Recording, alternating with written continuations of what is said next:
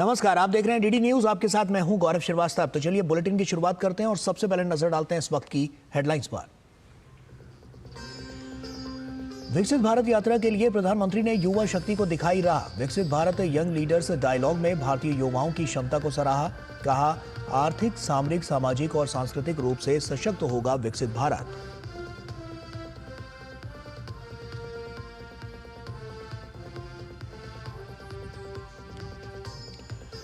अवैध बांग्लादेशियों के दस्तावेज बनवाने के आरोप में घिरी आम आदमी पार्टी। विधायक पर लगे आरोपों को लेकर भाजपा ने मांगा जवाब। दिल्ली पुलिस ने विधायक मोहिंदर गोयल को किया तलब। आप ने आरोपों को नकारा।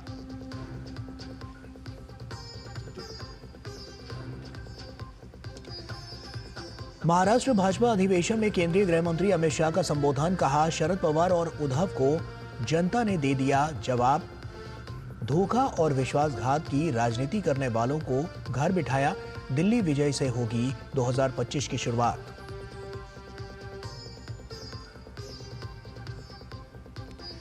आस्था और मानवता के सबसे बड़े संगम महाकुंभ का सोमवार से शुभारंभ। पवित्र स्नान के लिए प्रयागराज में उमड़ेगी दुनिया। श्रद्धालुओं की सुविधा से लेकर सुरक्षा तक बेजोड़ प्रबंध।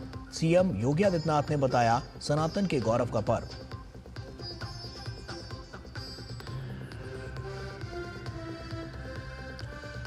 उत्तराखंड के पौड़ी में बड़ा हादसा। अनियंत्रित होकर खाई में गिरी मिनी बस। 5 यात्रियों की मौके पर ही मौत, जबकि कई अन्य घायल। 25 यात्रियों को राज्य के ही श्रीनगर ले जा रही थी बस।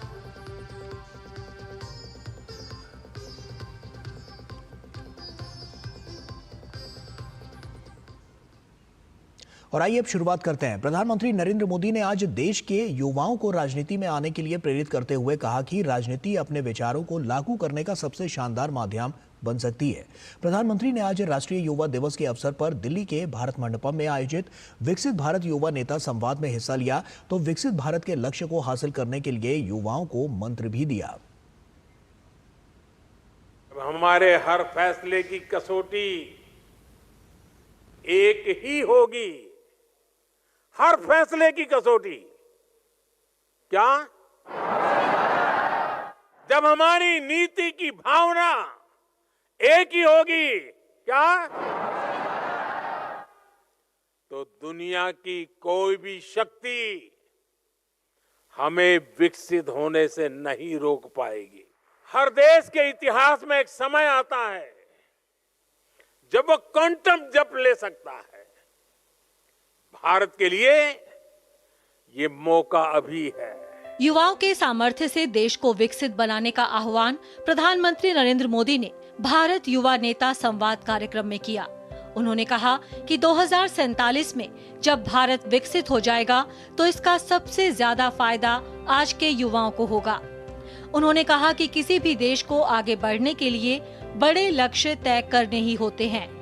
किसी भी देश को आगे बढ़ने के लिए बड़े लक्ष्य तय करने ही होते हैं। जो ये सोच करके बैठे रहते हैं, अरे छोड़ो यार, होता रहता है, अरे चलो भाई ऐसे ही चलता रहेगा, अरे क्या जरूरत है यार, लोग कोई भूखे थोड़े मरते हैं, चलता है ना, चलने दो, अरे कुछ बदलने की क्या जरूरत है, काहे को सर खपाते हो यार। जो लोग इस भावना में दिखते हैं ना, वो चलते फिरते हैं लेकिन मरी हुई लाश से ज्यादा कुछ नहीं होते हैं। पीएम मोदी ने कहा कि वो दिन दूर नहीं जब भारत तीसरी सबसे बड़ी अर्थव्यवस्था बन जाएगा। उन्होंने कहा कि देश जल्द ही 5 ट्रिलियन इकोनॉमी को छू लेगा और 10 ट्रिलियन के पड़ाव को भी पार कर जाएगा। पीएम ने युवाओं को कंफर्ट जोन से बाहर निकलने की भी नसीहत दी। हमें एक जरूरी बात याद रखनी है, हमें कंफर्ट जोन की आदत से बचना है। यह स्थिति बड़ी खतरनाक होती है। आगे बढ़ने के लिए कंफर्ट जोन से बाहर आकर रिस्क उठाना जरूरी है। यही जीवन मंत्र आपको सफलता की नई ऊंचाई पर ले जाएगा। प्रधानमंत्री नरेंद्र मोदी ने एक खिलाड़ी के संस्मरण का जिक्र करते हुए युवाओं को पीएम का मतलब परम मित्र बताया। कुछ महीने पहले मैं अपने निवास पर कुछ युवा खिलाड़ियों से मिला था और मैं उनसे गप्पे सप्पे कर रहा था, बातें कर रहा था, तो एक खिलाड़ी ने खड़े होकर के कहा कि मोदी जी, दुनिया के लिए आप भले प्रधानमंत्री होंगे, पीएम होंगे, लेकिन हमारे लिए तो पीएम का मतलब है परम मित्र। राष्ट्रीय युवा दिवस के अवसर पर भारत मंडपम में आयोजित भारत युवा नेता संवाद में प्रधानमंत्री नरेंद्र मोदी ने एक प्रदर्शनी का भी अवलोकन किया। प्रधानमंत्री ने महिला सशक्तिकरण, खेल, संस्कृति, स्टार्टअप, बुनियादी ढांचे जैसे विषयों पर प्रेरक प्रस्तुतियों को देखा।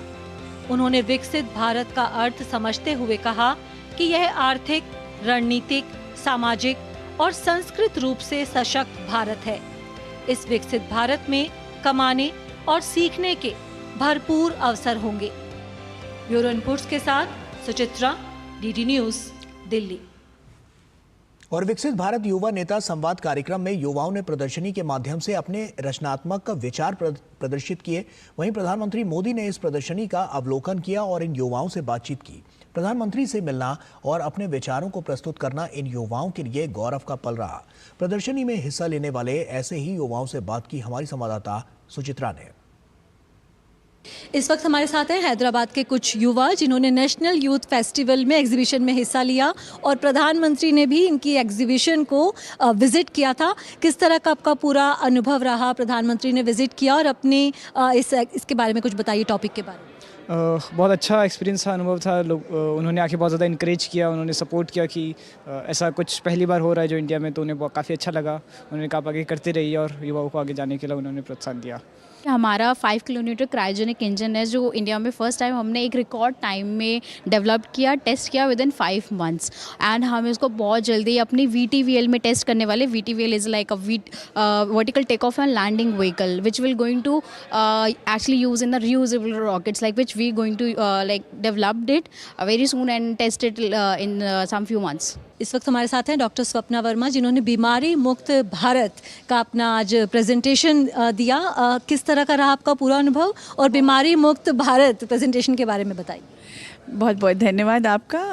बीमारी मुक्त भारत जो हमारा अभियान चल रहा है, मध्य प्रदेश से सतना ज़िले से हम आते हैं और ये पूरा अभियान डिजिटली टेक इनेबल्ड है।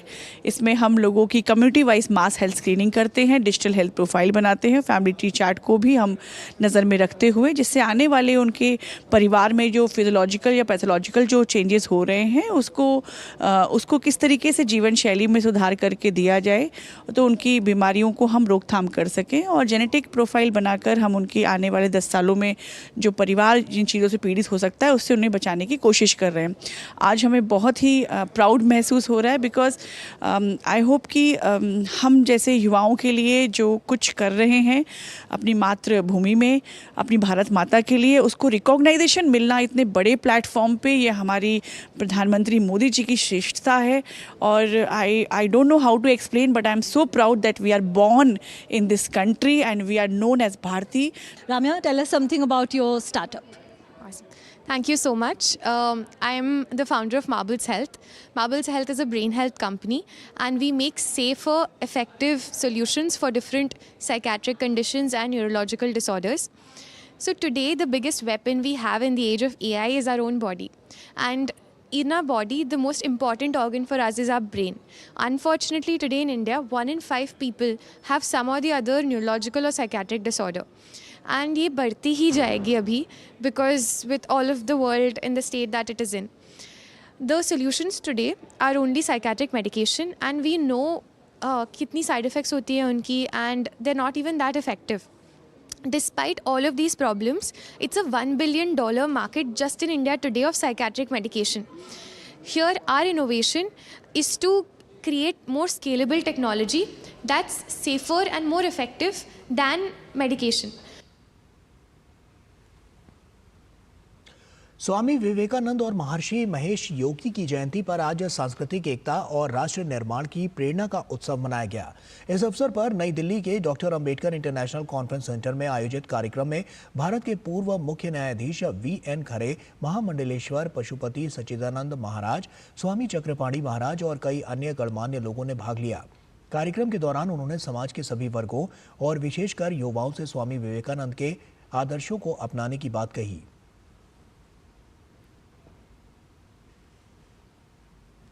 राष्ट्रीय युवा दिवस पर देश भर में कार्यक्रमों का आयोजन किया गया और इसी श्रृंखला में दिल्ली के रामकृष्ण मिशन में भी राष्ट्रीय युवा दिवस पर एक भव्य कार्यक्रम का आयोजन किया गया। देखिए DD न्यूज की संवाददाता डॉक्टर सुयश शर्मा की ये खास रिपोर्ट। नई दिल्ली स्थित रामकृष्ण मिशन द्वारा स्वामी विवेकानंद की 163वीं जयंती और राष्ट्रीय युवा दिवस के अवसर पर एक भव्य कार्यक्रम आयोजित किया गया। कार्यक्रम की थीम स्वामी विवेकानंद का सार्वभौमिक संदेश और युवाओं के लिए इसकी प्रासंगिकता रखी गई। इस आयोजन में समाज के विभिन्न वर्गों से जुड़े लोग एवं छात्र शामिल हुए। कार्यक्रम की शुरुआत राष्ट्रगान से हुई। समारोह में मुख्य अतिथि छत्तीसगढ़ के गवर्नर रमेन डेका ने स्वामी विवेकानंद के जीवन और उनके विचारों पर प्रकाश डाला। Life is a journey. We have to complete it by our will and ability.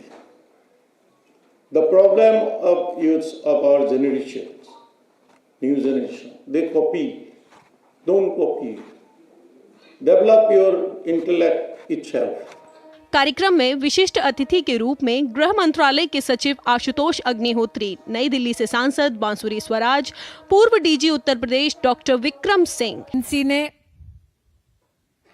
आम आदमी पार्टी के विधायक और उनके कार्यालय में जिस स्टाफ मेंबर ने फर्जी आधार कार्ड और अंततः वोटर कार्ड बनाने में इस साजिश में अपना योगदान दिया, उनसे पूछताछ करने के लिए दो नोटिसेस जारी किए।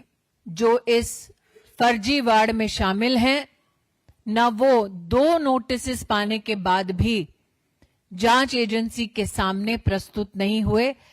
भाजपा का आरोप है कि अवैध बांग्लादेशियों की मदद करने वाली आप वाल्मीकि मंदिर के 44 नाम मतदाता सूची से हटवाने का प्रयास कर रही है। भाजपा का कहना है कि ऐसा करके केजरीवाल दिल्ली में धार्मिक उन्माद बढ़ाना चाहते हैं।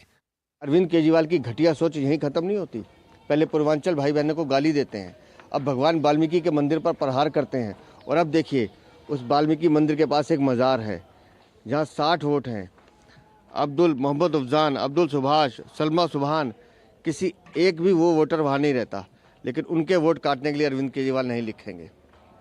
क्यों? क्योंकि दलित भाई बहन, सनातनी भाई बहन, हिंदू भाई बहन, इनके वोट कटवाएंगे, लेकिन इनके वोट नहीं कटवाएंगे क्योंकि इस धर्म विशेष की राजनीति अरविंद केजरीवाल को करनी है। दिल्ली में अवैध बांग्लादेशियों को बसाने को लेकर आम आदमी पार्टी लगातार सवालों में रही है। आम आदमी पार्टी इस आरोप को खारिज करती है।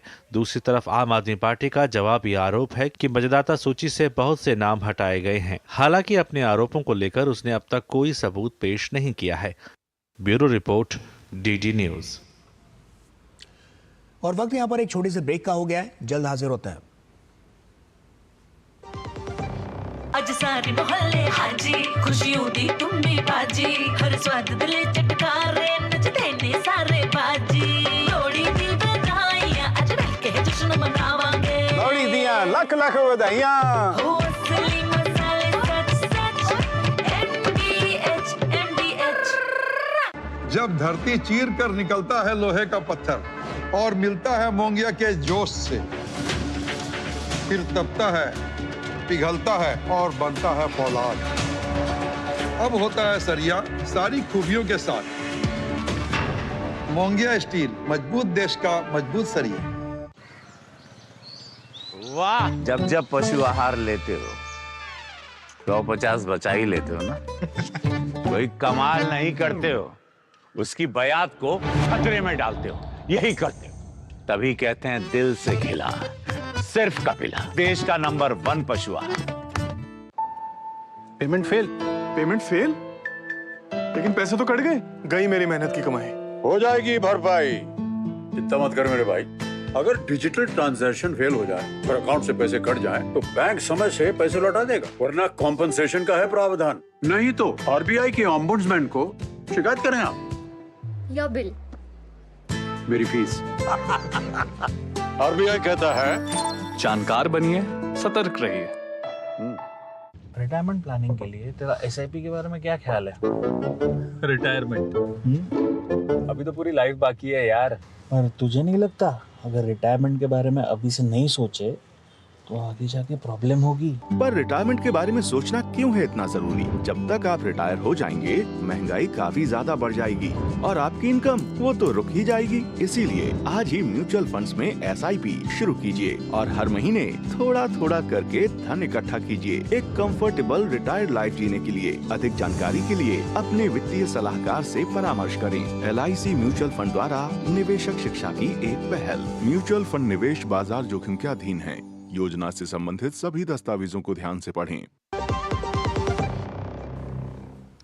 ब्रेक के बाद एक बार फिर से आप सभी का स्वागत है।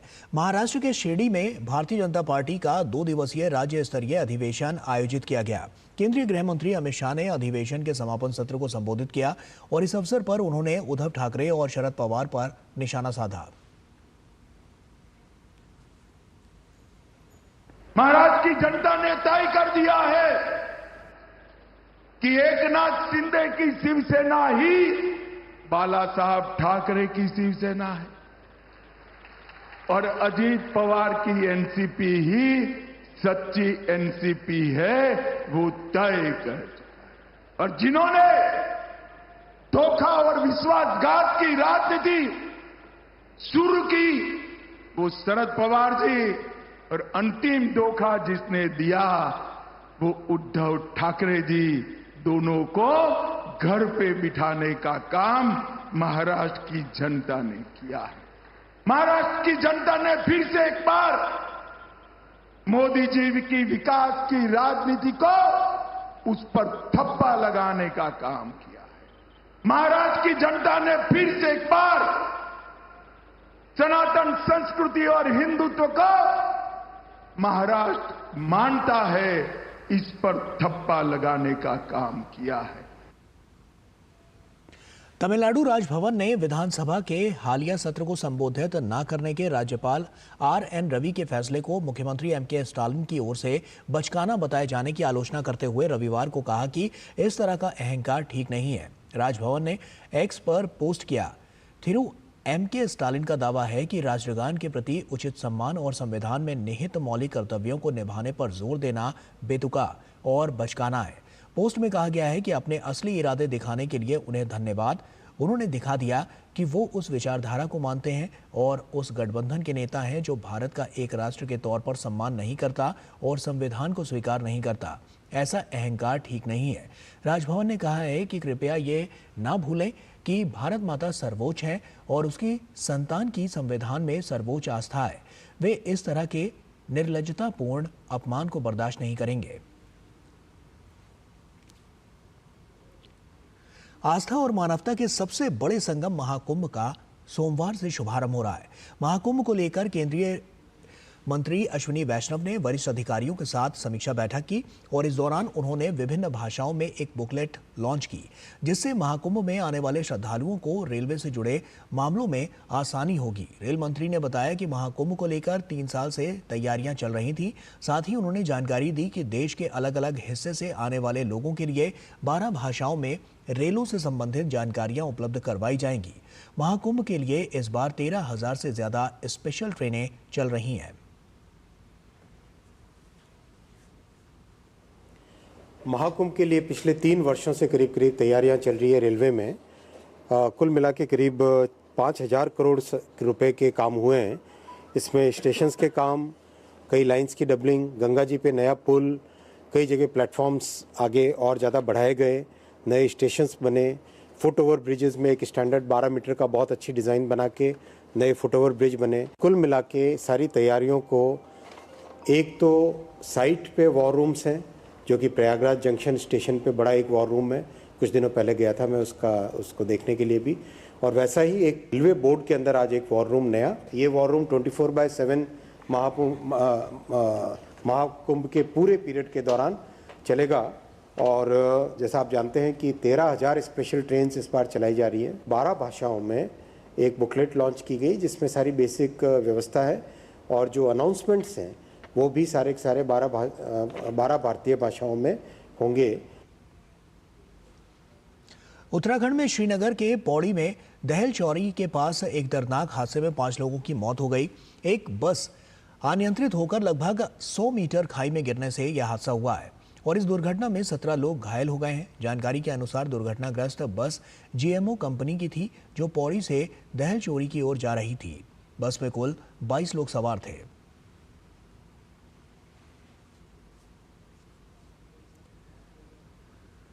मैं उन परिवारों को बहुत संवेदना व्यक्त करता हूं और मैं उनको ईश्वर से प्रार्थना करता हूं कि वो अपने इस दुख की घड़ी में अपने आप को संभालने का काम करेंगे और भगवान उनकी हिम्मत को बना के रखे। जो लोग घायल हैं वो सुरक्षित अपने घर जाएंगे और यहाँ पर जो व्यवस्थाएं नहीं थी वो व्यवस्थाएं जुटाई गई जिला प्रशासन के द्वारा भी और मेरे द्वारा भी। एम्बुलेंस श्रीनगर से मंगाई गई और इन लोगों को यहाँ से श्रीनगर रेफर कर दिया गया है। मुख्यमंत्री पुष्कर सिंह धामी ने सोशल मीडिया पर अपने संदेश में घटना पर दुख जताया। उन्होंने लिखा, पौड़ी में केंद्रीय विद्यालय की ओर से जाने वाले मार्ग पर बस के दुर्घटनाग्रस्त होने से 4 यात्रियों के निधन का अत्यंत दुखद समाचार प्राप्त हुआ। ईश्वर से प्रार्थना है कि दिवंगतों की आत्मा को श्री चरणों में स्थान और शोक संतप्त परिजनों को ये कष्ट सहन करने की शक्ति प्रदान करे। स्थानीय प्रशासन द्वारा राहत और बचाव कार्य जारी है एवं घायलों का नजदीकी चिकित्सालय में उपचार भी किया जा रहा है। बाबा केदार से घायलों के शीघ्र स्वास्थ्य लाभ की कामना करता हूं। उपराष्ट्रपति जगदीप धनखड़ हरियाणा के गुरुग्राम में एक निजी महाविद्यालय के दीक्षांत समारोह में बतौर मुख्य अतिथि शामिल हुए। उपराष्ट्रपति ने हरियाणा के गुरुग्राम में मास्टर्स यूनियन महाविद्यालय के 4थे दीक्षांत समारोह की अध्यक्षता की और संस्थान के मेधावी छात्रों को सम्मानित किया। कार्यक्रम को संबोधित करते हुए उपराष्ट्रपति ने युवाओं को विकसित भारत की विकास यात्रा में बढ़ चढ़कर योगदान देने के लिए प्रेरित किया। उन्होंने कहा कि आज भारत हर दिशा में प्रगति कर रहा है और युवाओं के पास अपनी प्रतिभा दर्शाने का बेहतर अवसर है। उपराष्ट्रपति ने युवाओं को प्रोत्साहित करते हुए कहा कि उन्हें कभी हार से घबराना नहीं चाहिए। असफलता एक मिथक है, असफलता सफलता की ओर एक कदम है और ये एक सीखने का अनुभव भी है।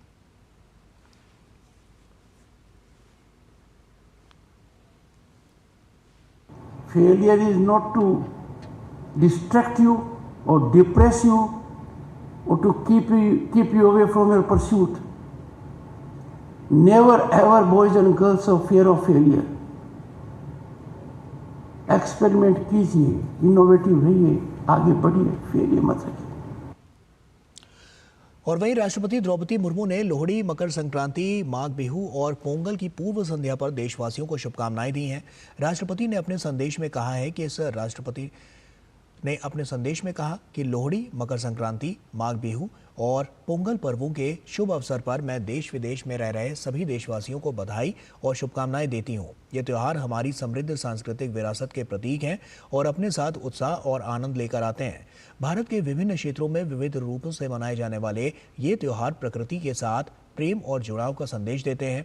लोग इन अवसरों पर पवित्र नदियों में डुबकी भी लगाते हैं और दान पुण्य के कार्य भी करते हैं। कृषि से जुड़े ये पर्व हमारे अन्नदाता किसानों के प्रति अपना आभार व्यक्त करते हैं, जो देश का पेट भरने के लिए अथक परिश्रम करते हैं। ये त्यौहार सभी के जीवन में खुशियां और समृद्धि लाए और हम भारत को एक विकसित देश बनाने के लिए और अधिक जोश के साथ काम करें। और इसी के साथ फिलहाल इस बुलेटिन में इतना ही। दीजिए इजाजत। नमस्कार।